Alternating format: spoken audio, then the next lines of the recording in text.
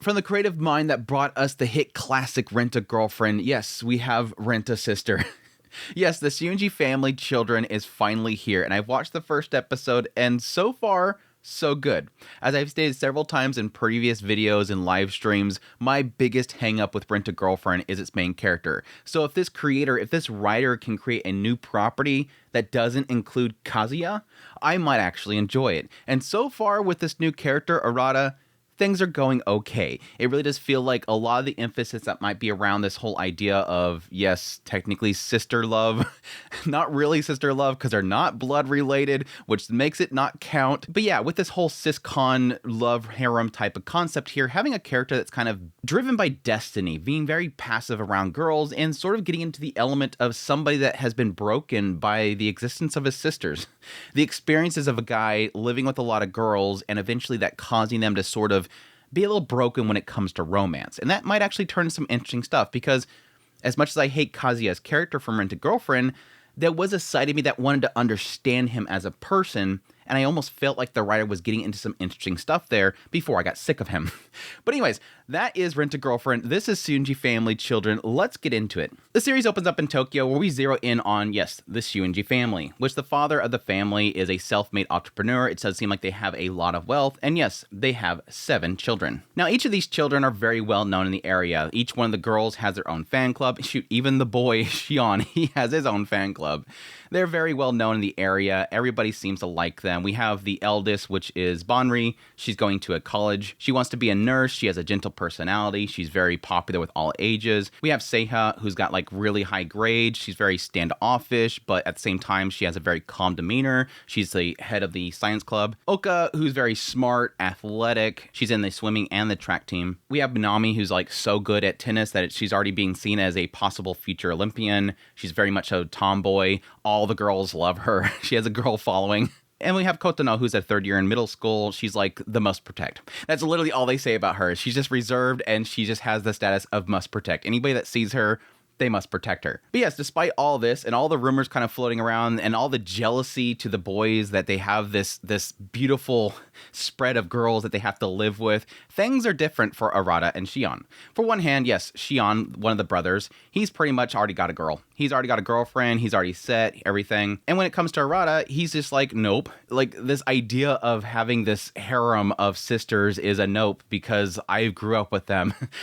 They gave me hell. Because there's more sisters and brothers, they pretty much had dominance in the house. They made my life miserable. Dad always takes their side. He just has no desire whatsoever for that. And plus, the other aspect of it is we see this little conversation between Arata and Shion. It does seem like Arata has sort of a difficulty in trying to find love. He's trying to get some advice from Shion. He even has a girl that he might want to ask out. He's having trouble with confronting her. And there does seem to be a deep-rooted issue here where, yeah, it does seem like Arata, through his experiences with his sister, may be a little bit too passive to romance. That he's seemingly waiting for something to come to him. And it does seem like a lot of emphasis in this first episode is given to Arata sort of just talking about destiny and waiting for that special someone, that soulmate and whatever.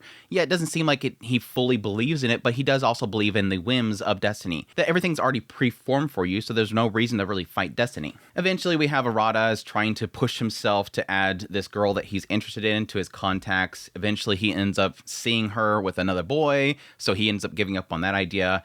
And then we have the 15th birthday of Kotono, the youngest sister, which during this gathering, we end up having kind of a fallout between Oka and Minami, as apparently Minami has lost Oka's AirPods, and Oka gets really angry, ends up blurting out that she wishes that she was never her sister, before Arata ends up speaking up and telling them, no matter what, we're all siblings, nothing's going to change that. Sort of correcting the situation, which yes, fits the shoes of the fact that eventually Arata himself will be the next head of the family. But that's when the father comes in, and everybody sits down, and before they start celebrating, the father says, I have an announcement to make. I made a promise to your mother that once you all reach 15, I would make the announcement that yes, you're in fact not all actually blood related. You're all adopted. Now the catch is that Minami and Shion, them two, they are actually for real blood related twins. But everybody else, you're not blood related. So, party, celebrate, happy birthday, Kotono. And so, yeah, that's kind of a shock to everybody. Pretty much the entire dinner is just nobody talking, just pure silence. Afterwards, everybody gets together and they all kind of have a conversation about what they just heard. It does seem like every single one of them sort of take the situation differently. Minami just kind of talks about how the food was great and she really liked it. She seems to be the type that just doesn't want to think about it too much. You have Seiya, who's the science girl. She just kind of thinks about it logically. Oka seems to take it emotionally, and the idea that she feels like she was deceived by their father, that this wasn't right, that they should have told them the news earlier. And there's obviously a sense here, and it was from the father as well, as the idea of wanting them to be old enough that they would understand what that means. And that's really why they decided to take that long. And then the other perspective is from Banri, the eldest. It seems like from her perspective, it's more of a simple way of seeing things, and the idea that this doesn't change anything. We're still siblings. That's all that really matters. And that really does kind of cheer everybody up. Well, following this whole ordeal, Arata goes back to his room. He's kind of grumpy about the day. He just found out that the girl that he was, had his eyes on, she's got a boyfriend already. And then he comes to find out that his entire family, they're not actually siblings. And everything has kind of been a lie. So he's like, whatever, I'm just going to go take a bath and just wash it all away and just relax. But yes, as he walks into the bathroom, he ends up stumbling upon Kotono, who's already in the bath. And as he goes to leave, she stops him and says, hey, brother, can you wash my back just like you used to? And so he decides to do that, gives her a long lecture about taking care of herself, that she's got to get to the point where she can wash her own back. Kids at school are going to make fun of you if you don't. Make sure you soak in the bath this way before he finally leaves. But before he gets out the door, yes, Kotono grabs him from behind and stops him. Which, yes, for anybody that watched the PV, you know exactly what she's going to say next. Other than that, at the same time, elsewhere, we see Oka is meeting with Shion, and Shion the entire time has been pretty much quiet about his response to this whole situation. And so Oka is kind of questioning what he really thinks about the whole situation, which for him, again, is a situation where, it kind of came out of nowhere, but nothing really has changed, right? Oka, on the other side, is more concerned about Kotono, and yes, the whole deception here. The fact that Kotono is so young, she's the youngest of the family, that they have to support her. It's her 15th birthday, and they drop this crap on her. She's got her exams coming up, so she's kind of concerned for Kotono. But it also does seem like she's kind of curious as to what this means for Arata. And that's pretty much Shiunji family's first episode. Just, yes, a whole bunch of cute girls. Arata, who doesn't know about love and is very passive about love. Always talking about destiny and just waiting for something to come smack him in the face. And then eventually coming to this point where he realizes a bunch of girls around him and he can technically have one of them. But I think that's really where it gets into the deeper subject of what possibly this writer can do. Like I mentioned before, I really don't like this writer mainly around his main characters. And so far, Arata is okay. He just seems like the big brother. They've already given a lot of emphasis to the idea that Arata himself will be the next head of the family. And so it's his responsibility to his father that one day he meets that girl, gets married, and will eventually take over the family, take over this family name, and take on the business. They're giving a lot to the fact that this guy seems to be broken in some way. With Shion's conversation with Arata, it's prodding at the fact that this guy is passive to romance. He doesn't want to go after it. He has some sort of block to girls. Even though he is looking for somebody, it doesn't seem like he can get past that final bump. It's sort of giving to the idea that because he grew up with 5 girls, that they've somehow broken how he interacts with girls, which I can honestly see. And as much as I hated Kazuya in Rent-a-Girlfriend, I did acknowledge the fact that there was a good bit of psychological trauma that can come with certain things and how that affects the character going forward, and that might be what they end up doing with Arata's character here. With his experience with the girls teasing him, with them sort of having a power dynamic within the house itself, and yes, some aspects of him sort of being skewed as to what girls want or don't want, could actually play into his character going forward. But so far, he's been pretty solid. I think the whole outburst that they had at the table about the AirPods and not wanting to be sisters, and him sort of just giving a stern, hey, stop saying that kind of thing, was a really solid moment for his character already. The fact that he takes care of Kotono the way that he does is really solid. So I think that he could be a character that I'll end up liking in the end. But yes, of course, because it's a harem show, the big selling point is going to be the girls.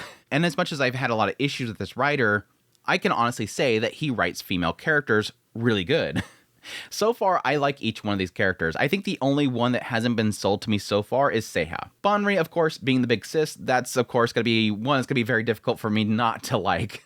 She has that gentleness to her. She wants to take care of other people. Everybody seems to like her.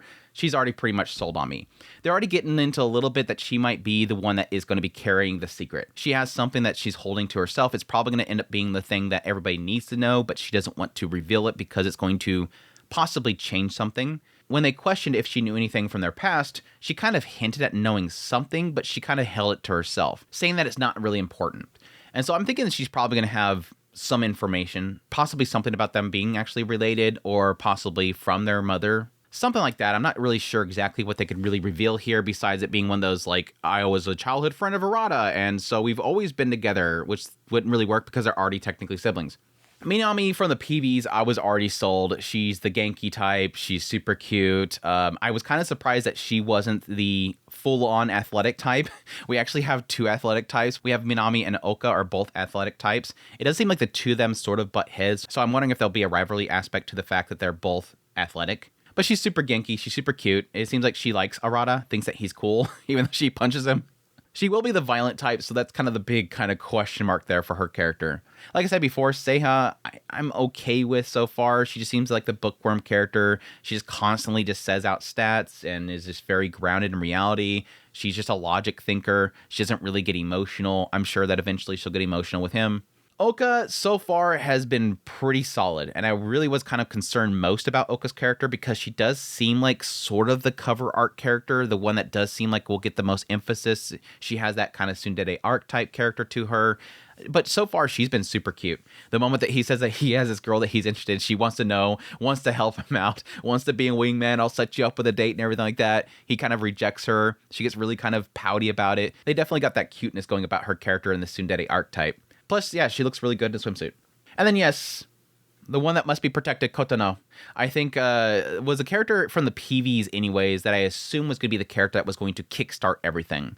And it does seem like that's the case with this first episode. She's the one that is going to go for Arata right off the bat and probably going to spur the other ones to sort of take interest in Arata. They seem to imply that at some point in the past, Arata and Kotono, something happened between the two of them. They call Arata a pervert because something happened with Kotono.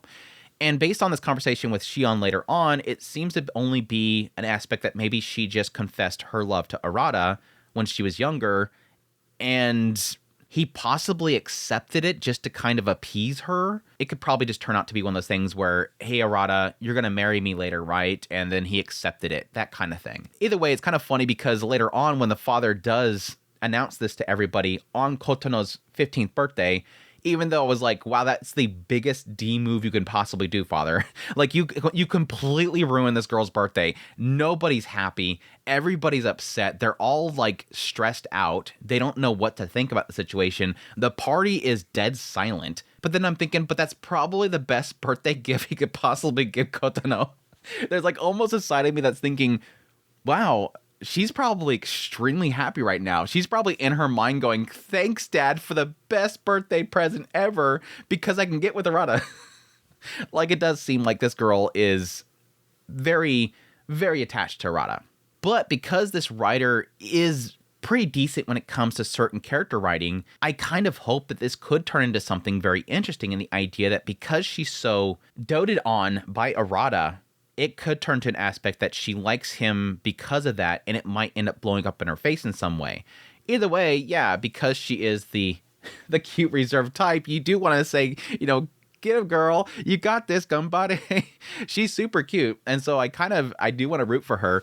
But yeah, in the end, I'm kind of mixed, and I think that's the thing that I love. I can honestly admit that I do love a lot of the female characters that this creator makes.